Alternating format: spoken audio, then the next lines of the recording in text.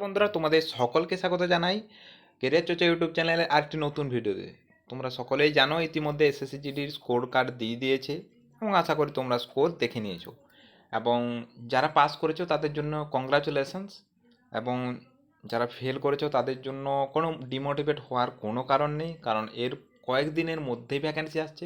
তোমরা প্রিপারেশান শুরু করো ভালোভাবে, এবং আশা রাখছি যে পরের বার ভালো স্কোর করবে এবং তোমরা অবশ্যই পাস করবে। ডিমোটিভেট হওয়ার কিছু নেই, কিন্তু স্কোর করতে গেলে চাই সঠিক পথ। সঠিক পথে না গেলে কিন্তু ভুলভাল পথে গেলে তোমরা স্কোর করতে পারবে না। অনেক স্টুডেন্টস আছে যারা হয়তো ভালো পড়াশোনায়, কিন্তু কিছু একটু একটু ভুলের কারণে তাদের স্কোরটা বেশি হয় না। সেই একটু একটু ভুলগুলো কিন্তু শুধরে নিলেই তোমাদের স্কোর কিন্তু দ্বিগুণে হয়ে যেতে পারে। তো সেই ভুলগুলো আমি নিয়ে কথা বলবো। অনেকেই বলে যে কী করেছো, কী করবে সেগুলো বলে, কিন্তু আমি আজকে যেগুলো মেন বিষয় নিয়ে কথা বলবো সেগুলো হচ্ছে কী ভুলগুলো এবং সেগুলো কিভাবে শুধরাবে। তাই ভিডিওটি সম্পূর্ণ দেখবে। যেহেতু আমি কোনো কিছু ভেবে আসিনি যে এইভাবে এইভাবে বলবো, সো একটু ভিডিওটা লম্বা হতেই পারে, কোনো স্ক্রিপ্টেড নয়। তাই আমি নিজের যেভাবে স্কোরটা করলাম সেটা তোমাদেরকে সম্পূর্ণ শেয়ার করব, কিভাবে কি আমি করলাম। ঠিক আছে, সম্পূর্ণ ভিডিওটা দেখবে। সম্পূর্ণ সেলফ স্টাডি করে করেছি, এবং কিছু ইউটিউব এবং কিছু টিচার্সের অবশ্যই সাহায্য নিয়েছি, নিতেই হবে সেটা, কিন্তু সম্পূর্ণ সেলফ স্টাডি। এরকম নয় যে আমাকে হাতে ধরে ধরিয়ে পড়েছে, অবশ্যই নিজেকে পড়তেই হবে স্কোর করার জন্য, সেটা তোমরা সবাই জানো। এবার আমি স্কোরটি প্রথমে দেখিয়ে দিই। দেখতে পাচ্ছ আমার ডিস্ট্রিক্ট হচ্ছে বাঁকুড়া। সো এটা কোনো নকশাল ডিস্ট্রিক্টও নয় এবং বর্ডার ডিস্ট্রিক্টও নয়। আর সরি, এখানে স্কোর দেখতে পাচ্ছ যে তোমাদের নর্মালাইজ স্কোর, আমার কোনো এনসিসি ছিল না, তাই কোনো রকম ইয়ে করা হয়নি। তো এইটি হচ্ছে আমার স্কোর। স্কোরটি দেখো দেখিয়ে দিয়েছি। এরপর আমি তোমাদেরকে যে বিষয়গুলো নিয়ে কথা বলবো, প্রথম কথা হচ্ছে আশা করি যারা ফেল করেছো কিছু নাম্বারের জন্য তারা আশা করি অনেকটা প্রিপারেশান আছে, কিন্তু তারা কি করেছে, মক টেস্ট অনেকে দেয়নি। মক টেস্ট না দেওয়ার কারণে অনেকে টাইম পায়নি। আবার অনেকে হয়তো কিছু প্রিপারেশান আছে কিন্তু কিছু জায়গায় মানে ভাবতেই পারেনি যে এই জায়গায় আমি পরীক্ষায় গিয়ে পারবো না। পরীক্ষার একটা মনোভাব নিতে হলে অবশ্যই তোমাকে মক টেস্ট দিতে হবে, যেটা সব থেকে মাস্ট ইম্পর্ট্যান্ট।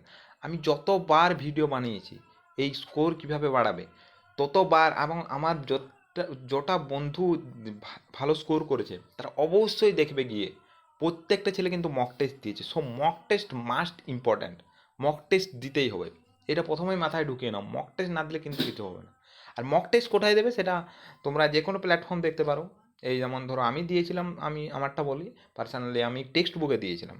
তোমরা টেক্সট বুক ফলো করতে পারো।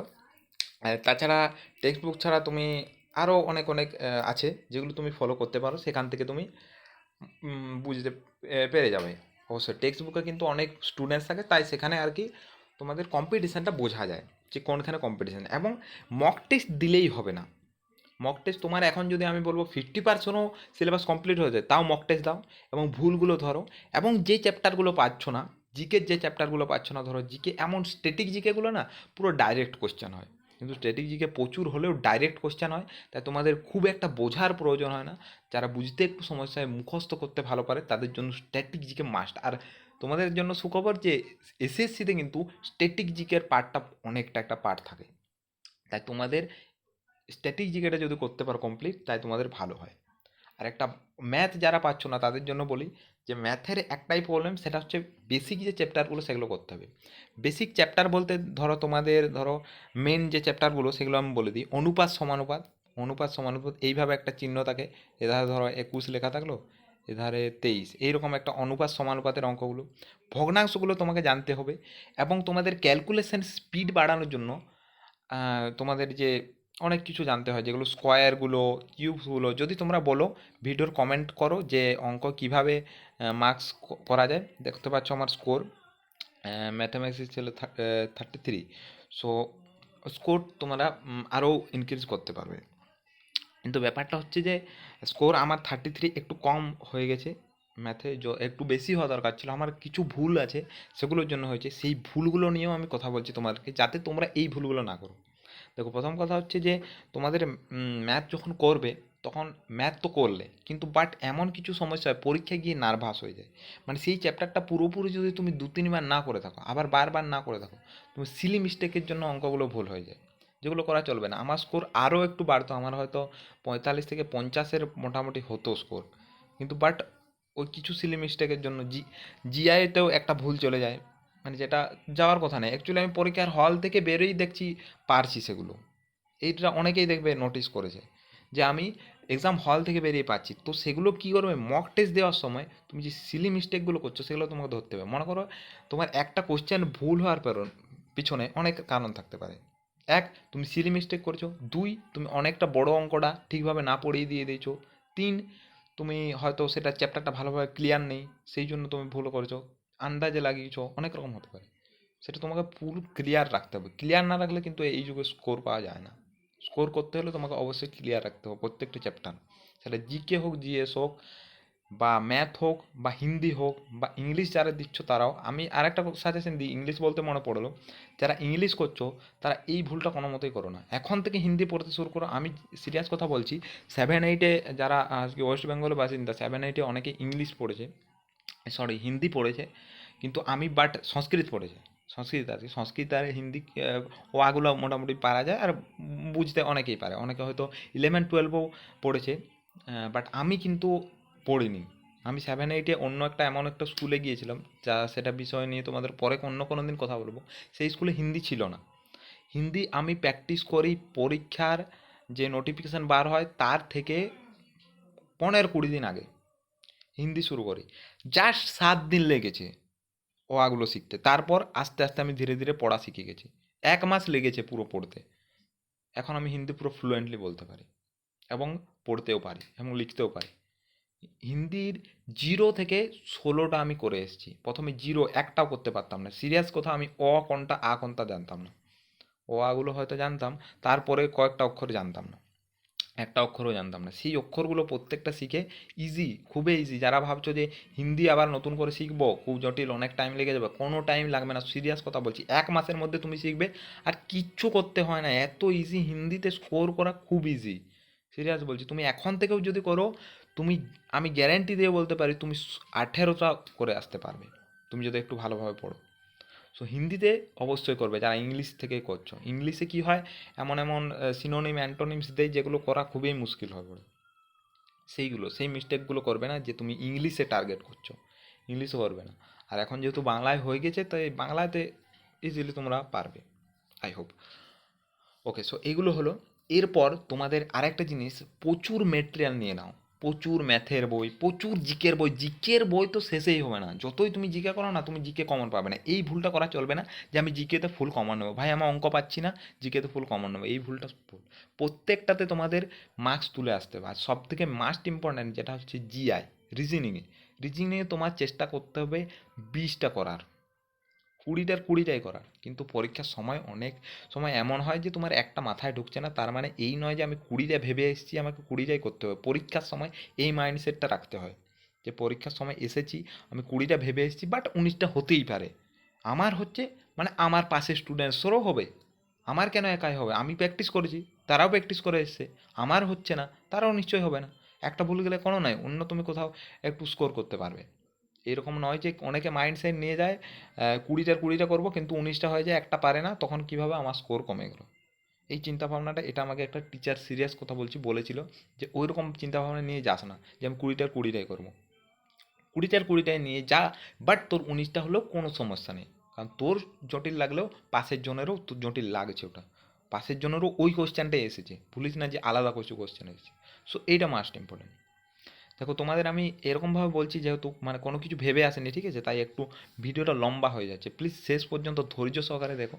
আর এই যে কথাগুলো বললাম, যদি তোমাদের বেশি স্কোর হয়, প্লিজ একটা করে কমেন্ট করবে। আর যদি ভালো কথাগুলো লাগে, একটা লাইক অ্যান্ড সাবস্ক্রাইব করবে। আমি কথাগুলো পুরো নিজের অভিজ্ঞতা থেকে বলছি, কারো কাছ থেকে কোনো কিন্তু নিয়ে বলিনি যে কারো কাছ থেকে নিয়ে বলছি, এরকম কিন্তু কিছু না। প্রত্যেকটা কথা একদম সিরিয়াস, ঠিক আছে? মক টেস্ট দাও, এবং স্কোর তোমার দেখো স্কোর কত হচ্ছে। তোমার প্রথমে একটু স্কোর কম হবে। আমি বলি, আমার প্রথমে যেদিন দিয়েছিলাম সেদিন আমার স্কোর হয়েছিল কিছু একটা সামথিং 30-এর কাছাকাছি, 30-35 এরকম হয়েছিল। সেটাও মানে আন্দাজে লাগিয়ে, অর্ধেক তো আন্দাজেই লাগিয়ে হয়ে গিয়েছিল। আমি লিটারালি বলছি, আমি হয়তো বড় জোর 5-6টা কোশ্চেন পারতাম, মানে হয়তো বড় জোর 12-15 এরকম উঠতো। তো সেইখান থেকে যদি আমি এইখানে আসতে পারি জাস্ট কয়েক মাসের মধ্যে, তোমাদের জন্য কোনো ব্যাপার না। তোমরা তো কাট অফের ধারেই এসে গিয়েছিলো অনেকে।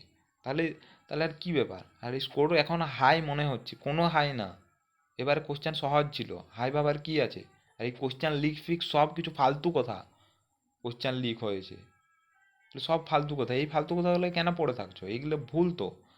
এই ফালতু কথা পড়ে থাকলে তারা না নিজেরা, তার কিছু কিছু তো এমন কিছু কিছু টিচার আছে আসে এসে পর বলছে ভাই লিক হয়েছে, এই কর ওই কর। ওগুলো নিয়ে পড়ে থেকে কি হবে? তাদের কি?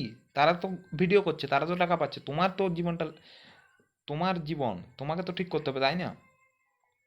তাদের তো টাকা পেয়ে যাচ্ছে, তাদের কথা ভেবে কোনো কিছু লাভ আছে?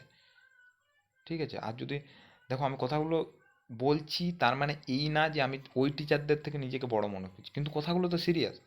তারা তোমার নিয়ে ভাবছে না, তারা কি বলছে কোশ্চেন লিক হয়েছে মানে তোমরা এবারে কী ভাববে? কোশ্চেন লিক হয়েছে আমরা ওই রকমভাবে পড়তে থাকবো। ওইটা ভেবে লাভ আছে? কে কত স্কোর করছে, কত কাট অফ বেশি যাচ্ছে? কোশ্চেন সহজ ছিল ভাই। তুমি যদি স্কোর কম করেছো তাহলে আমি বলবো পড়োনি, তোমার নিজের দোষ। পড়তে হবে এবং স্কোর করতে হবে। এখনকার যুগে দিন দিন কম্পিটিশন বাড়ছে। এবারে এই স্কোর গেছে, পরের বার আরও বেশি যেতে পারে। এইবারে ধরো আমাদের, আমি আমার যেটা কাট অফ গেছে সেটা আমি বলি। আমাদের জেনারেল ডিস্ট্রিক্টে আমি ওবিসি, আমার কাট অফ গেছে 89+, ফিজিক্যাল কাট অফ। ঠিক আছে, এরপরে এবারে যেতে পারে 110। তাই বলে কি আমি এটা ভেবে বসে থাকবো যে না আমার স্কোর হবে না, আবার বেশি বেশি কাট অফ যাচ্ছে, বিহার থেকে ঢুকছে, এই ইউপি থেকে ঢুকছে, কোশ্চেন লিক করছে, এই সব ভেবে ওই টিচারদের পেছনে পড়ে থাকবে, তোমার বয়স শেষ হয়ে যাবে, চাকরি পাবে না, কেউ দেখতে আসবে না। ওই টিচার চাকরি এসে দেবে? বলো। ওই যারা বলছে যে কোশ্চেন লিক হয়েছে আর হয়েছে, ফালতু কথা। কোনো কোশ্চেন লিক হয়নি এসএসসির। ঠিক আছে, তো ভালোভাবে পড়ো। আর আমি হয়তো কোনো, যদি কোনো পয়েন্টস ভুলে গিয়ে থাকি সেগুলো তোমাদের আমি হয়তো পরে ভিডিও করে জানাবো। এবং তোমরা আমার থেকে স্টে কানেক্টেড থাকো, আমার ভিডিওকে একটু সাপোর্ট করো। ঠিক আছে, আমি অনেকে সাপোর্ট পাচ্ছি না। ঠিক আছে, আমার ভিডিও অনেকে দেখে কিন্তু আমি সাপোর্ট পাচ্ছি না। যারা সাবস্ক্রাইব করতে ভুলে গিয়েছো অবশ্যই সাবস্ক্রাইব করবে, আর ভিডিওটা একটা লাইক করবে। আর আমাদের যে টেলিগ্রাম চ্যানেল আছে কেরিয়ার চর্চা, সেখানে আমি আপডেট দিই এবং সব রকম আপডেট দিয়ে থাকি। এই যে চ্যানেলের নাম সেম টু সেম দেওয়া আছে, কেরিয়ার এরপর চর্চাটা লিখে নেবে, এই যে চ্যানেলের নাম ওটি সার্চ করবে, পেয়ে যাবে। সেম টু সেম লোগো দেওয়া আছে, সো সেখানে জয়েন করে নেবে। আমি লিঙ্কটাও ডেসক্রিপশান এবং কমেন্ট বক্সে দিয়ে দেবো, সেখান থেকে জয়েন করলেও সেখানে আমি কিন্তু দিয়ে থাকি। এখানে আমি কম ভিডিও বানাতে সময় ঠিকঠাক পাই না, আর বানানো অতটা হয় না, কারণ আমি রানিংয়ের সাথে সাথে পড়াশোনার সাথে সাথে খেলাধুলাও অনেক সময় করি, মানে ক্রিকেট খেলি, তো টাইম অনেকটা হয় না। আর অনেক সময় মনেও হয় না, ইচ্ছাও করে না যে ভিডিও একটা করি, কারণ সাপোর্ট পাই না। ঠিক আছে, সো আমি টেলিগ্রামে কিন্তু প্রত্যেকটা আপডেট দিই, তাই আমাদের টেলিগ্রাম চ্যানেলটি অবশ্যই জয়েন করবে। আর কথাগুলো যদি তোমার মনে হয় যে হ্যাঁ এগুলো রিয়েলিটি, তাহলে অবশ্যই অবশ্যই অবশ্যই সাবস্ক্রাইবটা করবে কিন্তু। ঠিক আছে, দেখা হচ্ছে পরের কোনো ভিডিওতে। ততক্ষণ পর্যন্ত ভালো থাকবে, সুস্থ থাকবে। জয় হিন্দ, জয় ভারত।